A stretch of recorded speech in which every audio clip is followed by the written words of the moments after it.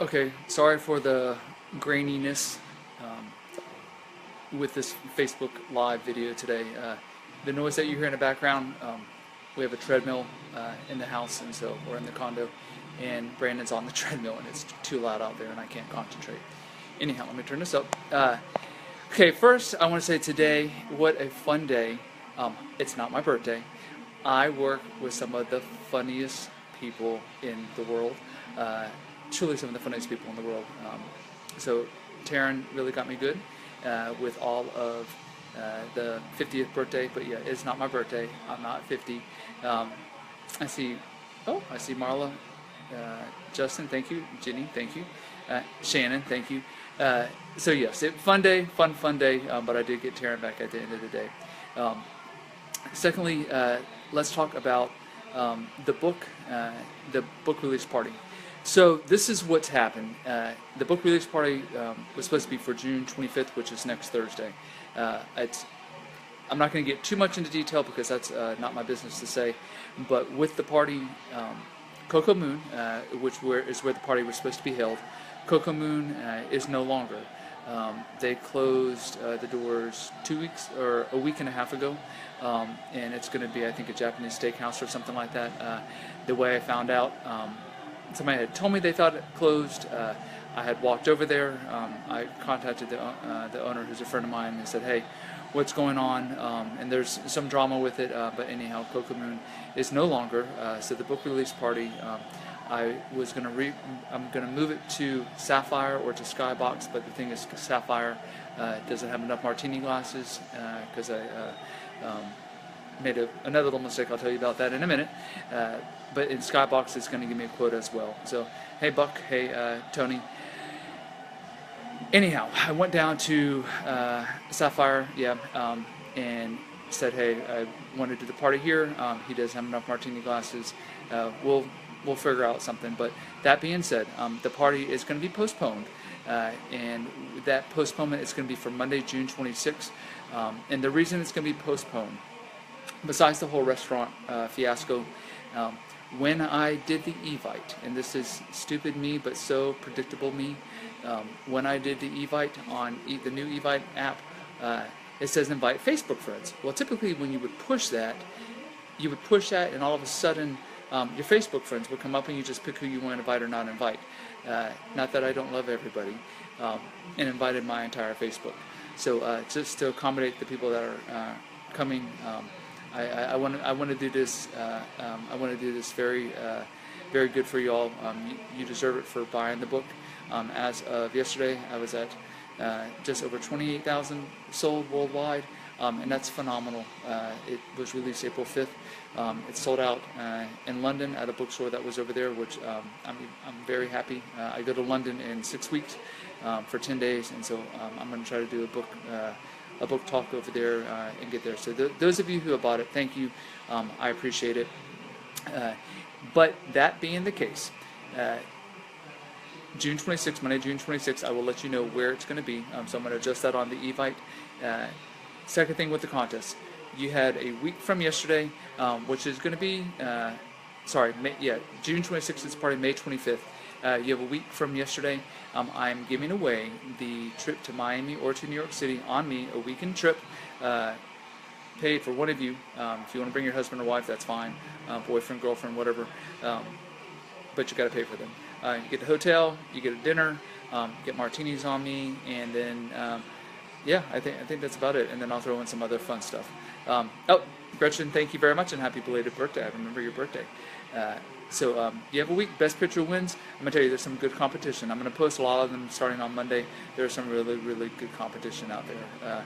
Let's just say I got some things from Japan, which was amazing. I have a friend headed down to Australia. So we'll see.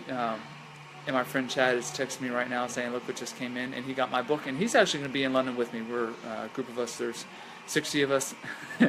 There are 60 of us going over to London for a wedding. One of my best friends is, I'm saying one of my best friends, my best guy friend is getting married there. So we'll be over there and take some pictures.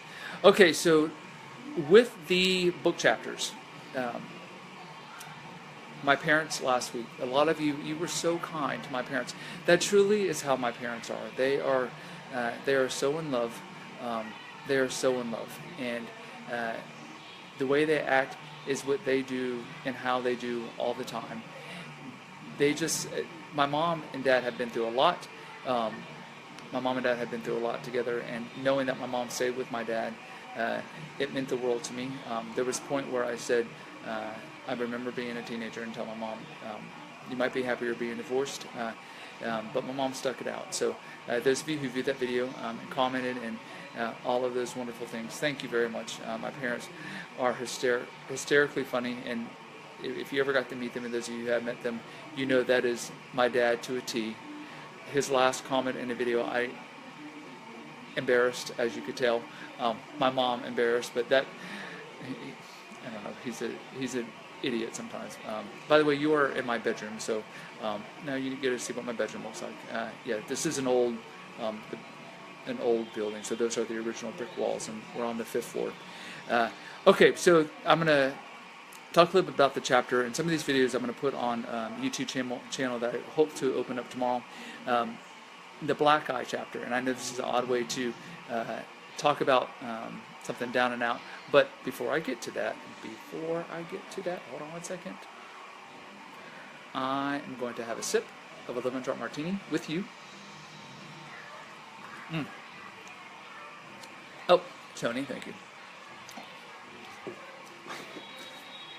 That was strong. I just got in from the gym like 15 minutes ago, so that's not the best after workout drink, but it's good. Okay, so with the chapter Black Eye, I was dating somebody, and I had been with them for 2 years. And let me see if I can, what I'm looking for right now is the chapter. And this is the chapter I'm referring to. This is that picture right there. Okay, so I was dating somebody for 2 years. I had met them randomly, and I say randomly, I had met them, and when I, oh, hey Chris, Chris, you can't be a stranger next time you're in town, and Randa and Tim. So when I'm referring to the Black Eye chapter, so those of you who are just tuning in, watch from the beginning because I give you an update on the book contest and for about the party, the new date for the party. But still, just buy the book, you come to the party, I don't care how many people there are, I will take care of all of that. So buy the book, come to the party, that's your way into the party, everything will be on me. The book contest, you have a week to get the book contest completed, post a picture, share it, New York City or Miami on me. Okay, so with the Black Eye chapter, I was dating a person for, it was 2 years, it was almost 2.5 years before we broke up. We had this person is a very fun person. Let me say that, very fun person, and we had a blast. So with them, I'm going to try to be as candid with you as possible. I'm not going to say their name. They were getting insecure, and what happened was, you guys know I'm very driven. And that's a good thing, but that's also a bad thing because I'm very focused, and when I need to get something done, I need to get something done, and I don't care who you are. I will tell you, hey, I need time. So I need to get my work done, and I was growing, and this person was being very stagnant. So, hey Joey, hey David, hey Matthew, Jennifer. So I knew things were going bad because they wanted to explore different avenues in our relationship. We were in Miami. They were living in North Carolina. They would fly down, and then when I own a house in North Carolina. Hey, Randa. Hey, you. I'm jealous. Randa's watching by our pool, and Joey. Hello. I hope to see you in church on Sunday. And by the way, Chris Blue, if you watch The Voice, Chris Blue goes to our church. So our church has been packed, and we're hoping not to lose him, but I think we're going to lose him because I think he's going to win The Voice. That being the case, we were dating for a while, and this person wanted to explore different things in the relationship. I wasn't up for that. They were one of those people that I would be working, I would be doing my thing, but they were not growing. They were happy doing their own thing. That's Brandon just peeked in the door. Are you done out there? he's not saying anything.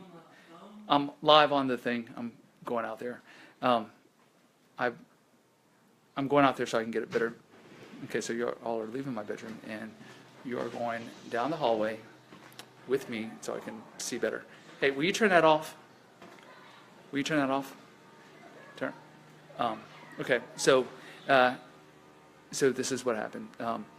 So we went, and I was at my house in North Carolina, and they were really, really starting to doubt certain things. They couldn't figure out why I was pulling away, why anything was. Tony says, "Brandon, hello." Tony says, "Hi." I'm not going to show Brandon because he's all sweaty and nasty. I shouldn't say that. Yeah, he is sweaty and nasty right now. Okay, let me get out of the sun. That being the case, and I got to stop saying that being the case. We were drifting. We were drifting apart, and I knew that we were drifting apart. And so I was doing my thing. I was working hard. They were constantly saying, "Okay, where are you? Where are you?" I'm like, "I'm working."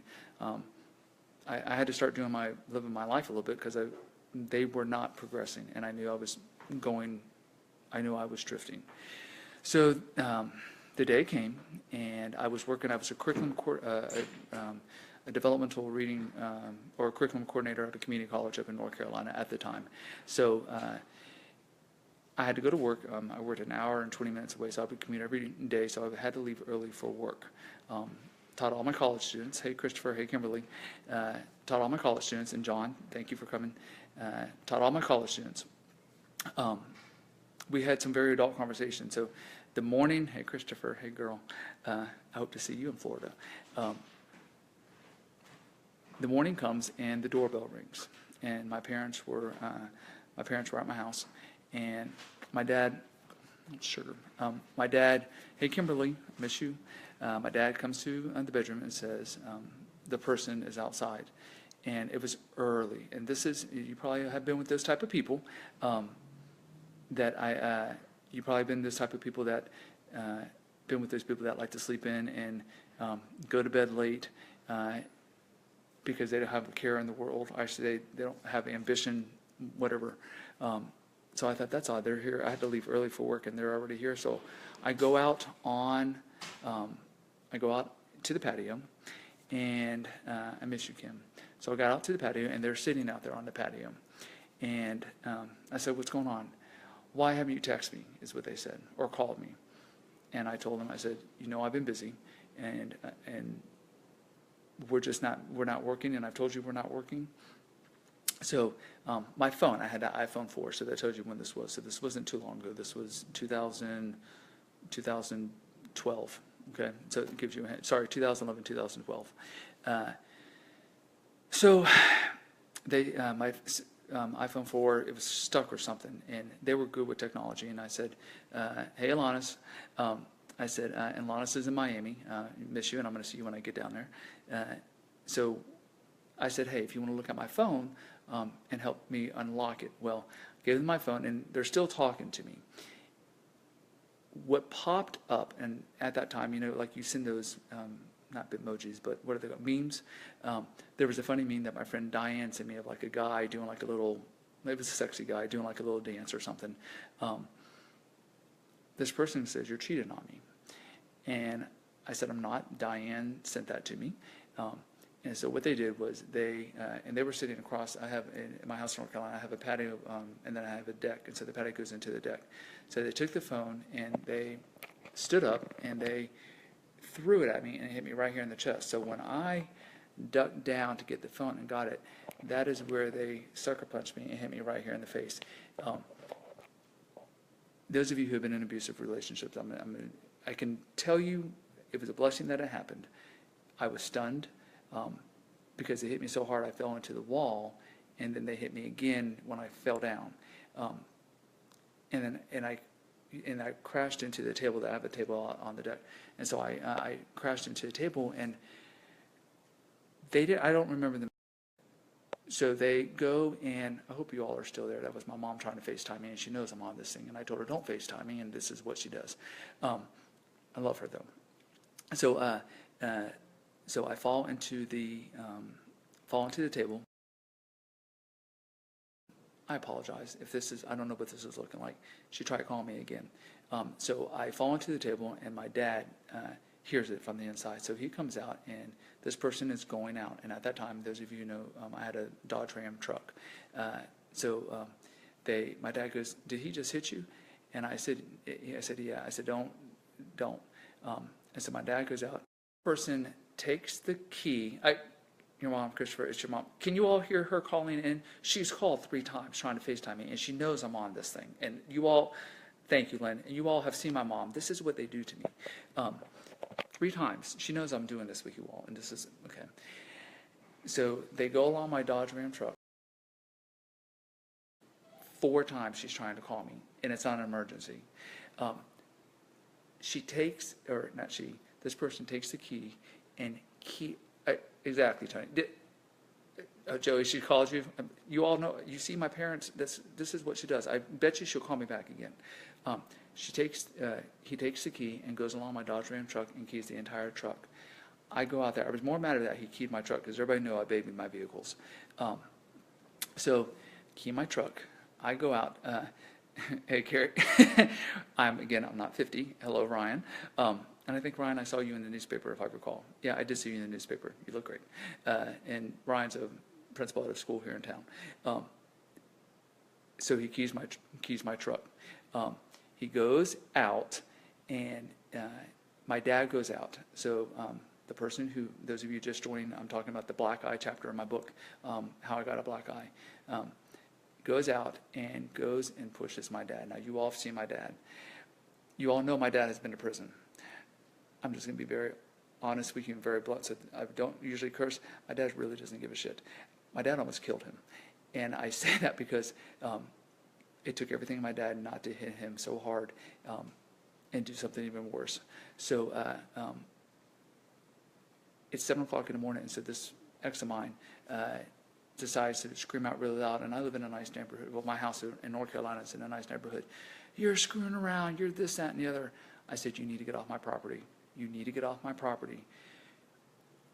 Grabs the phone out of my hand and slams it on the ground and breaks it into pieces. So this is my mom. "What's going on with your phone? I didn't receive any." "Okay, what's going on with my phone?" "I'm ignoring you, Mom, right now, and I'm going to call you back." Proceeds to take the phone, slam it on the ground, and then keys the back of my truck. He left. I called the cops, and the cop came to my house and said, I will never forget it, said, "Why didn't you hit him back?" And those of you who are in education, you know exactly what I'm talking about, or work for the state. I said, if I hit him back, or if I press charges, he's never going to be able to get a job in the state again, or work for a state, because it's going to be on his record. And the cop goes, "You can defend yourself when you're on your own land." So those of you who are in this situation I did not know that. He goes, "You're on your property. There's nothing he could do. He hit you on your property." I had to go to work that day. By 9 o'clock, my whole eye, the picture that you see in the chapter called Black Eye, that my whole eye was black and blue. I was a curriculum coordinator at the college, but I also taught four reading classes at the college. So I remember the one class said, "What happened to your eye?" And of course, I knew what battered women went through. I'll be honest with you. At that time, I knew what battered women went through because I lied. I completely lied. Hey, Eric and Stephanie and Melissa, and those of you who need face cream, Eric is your guy because he sells Nerium and he works with Nerium, and it's amazing face cream. I knew what battered women went through.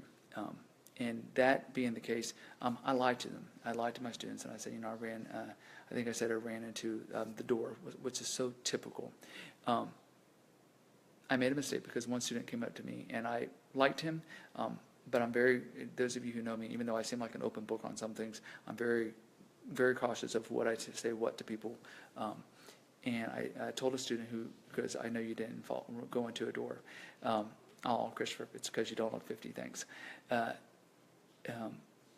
he ended up telling 8 kids in the class, and they were very sympathetic. And after that day, I go home. I come back the next day and teach classes, and 8 women that were in that class. 8 women. 8 women in that specific class, and it's a small town. It's in right on the north side of Duke University, so right on the north side of Durham. They came up to me and told me they had been abused. So when I tell you it's a blessing, it was a blessing being hit, because I learned a lot. And the reason I can understand it, and I always tell people, the more you attempt to understand, you can't get frustrated. What my parents did not tell you, my dad during those drug years, and you heard my mom talk about, hey Chris, you heard my mom talk about the drug years of my dad drinking. My dad was very physically abusive to my mom and I, or to my mom and me, and that's something that I understood. I understood being beat, and not dealing with it, or being beat and having to live with it. And my parents are an exception to the rule, because my dad, those days are long gone. But when my ex did hit me, it brought me right back to when my dad hit my mom. And I could be there in an instant. But it helped. I work in a Title I school. I understand women that get hit. I understand people that stay in relationships, because I had that with my ex. The ex did see me again after that, because they wanted to talk. And this is the I don't even know what. They wanted to talk because they were obscure to what happened. They did not acknowledge that they had hit me. They didn't say they were sorry that they had hit me. They wanted to be back with me. And I said, I'm not taking you back. And I remember sitting in a park with them, and I started shaking. And the reason I started shaking, because I thought they were going to hit me again. And I thought, okay, I need to get out of this relationship. I need to get away from this person right now. When I say right now, I needed to get off that, and get away with him. Come to find out, those of you who are in an abusive relationship, come to find out, they had hit their ex, and they had hit the previous ex. And the only reason I know that is because their ex reached out to me. And I thought, you know what? That the karma is that unless this person changes, they'll never find a lasting relationship. And be that it is as it is, I wish that person the best. I have completely, it was hard. It was hard to walk away, but then you realize what you realize what you have to do. So Carrie, thank you very much, and Joey, thank you very much. It was one of those. It helped shaped everything about me, and when it came to relationships, I think that was Leah. When it came to relationships, so those of you who are in an abusive relationship, I would highly suggest get out. Those of you who know what I'm going through, you understand how difficult it can be. But I was sucked in. I was sucked into believing that was the norm for me, that being with somebody who's so negative and trying to break you down. And I have a pretty good life, and I had a good life before that person, and I'll have a good life after that person, and I have a good life after that person. But at that time, I was making a lot of money. I had a phenomenal job as a coordinator at college. I paid my own bills. I don't ever ask anybody for money. I had everything that everybody thought I should have, and I was in a horrific relationship because that person beat me, but nobody knew about it. Nobody knew about it to the extent that it was going to get to that. And so those of you who read my book, I appreciate you taking the time and asking me about that chapter. And that's one of the reasons why I hit that chapter today. And those of you who have commented on my parents, thank you. And I'm sorry that my mom called 5 times during this Facebook Live, but you have seen her on Facebook Live with my dad. That's my parents, but I love them. So I want to say thank you, Troy. Thank you for joining. I think Troy, I believe you live in North Carolina, and Leah is in D.C., one of my favorite people of all time. And Will Smith, the new AP. Thank you. So that being the case, those of you just joining, new date for the release party, June 26th, because the restaurant Coco Moon is no longer, those of you know Javier, I'm going to let him tell the story. I'm not going to tell the story of what happened. So I'm trying to find another venue to hold enough people. I made the mistake that I invited, when I hit the Evite button and where it said Facebook friends, it invited all my Facebook, not selected people. So I need to find a big enough venue for this party. So I have 2 people I'm trying to work with downtown. Contest ends next Thursday evening at 7 o'clock. I'm going to announce the winner. Free trip to Miami or New York on me. Hotel, flight, and martinis and dinner. Okay, so it's worth it. Best creative picture with the book wins. And Greg, it's good to see you. And then I'm trying to think. I think that's about it. And thank you again. 28,000 books sold in less than a month and a half. I appreciate it so much. I can't tell you enough. I keep hinting Barnes & Noble, so if you haven't bought the book or you know somebody who wants to buy the book, Barnes & Noble, just because I'm working on a big contract with them to get even bigger, and I would love your support with that. So Will, thank you very much. Can't wait for your book party. And Will, I can't make it to your, they're going to announce Will as part of the Leadership Academy next week, I believe, at University of Tennessee. So Will, I'm very proud of you, and you're going to be a rock star. So those of you, thank you very much. I appreciate you. I'm going to let you know about the YouTube channel. I'll announce it tomorrow. It's not my birthday. I'm not 50 years old. But thank you. Today was a hoot and a half. I appreciate it. You all have a wonderful afternoon. It's a Friday. Smile, chin up. Thank you for listening to me about the chapter with the black eye and how I made it through it. So you all are wonderful. We love you. See you live in 15. Okay. I have to, Christopher, I have to get ready. I just got in from the gym, so I have to go take a shower. And then those of you, and by the way, those of you who live in Knoxville, downtown Knoxville, Merchants of Beer gave away free beer all night last night. I was there and drank way too much for it to be a school night, which is why I don't like drinking on weekends. But supposedly they're giving away free beer every night until May 31st. So I would check it out. It's phenomenal. So Merchants of Beer, you'll see me there, and you won't see me drinking too much because I'm going to Orlando June 1st for a nice pool party, and I need to get my abs in shape, so I can't have a beer gut. Okay, peace out. I'll see you later. Bye. Happy Friday.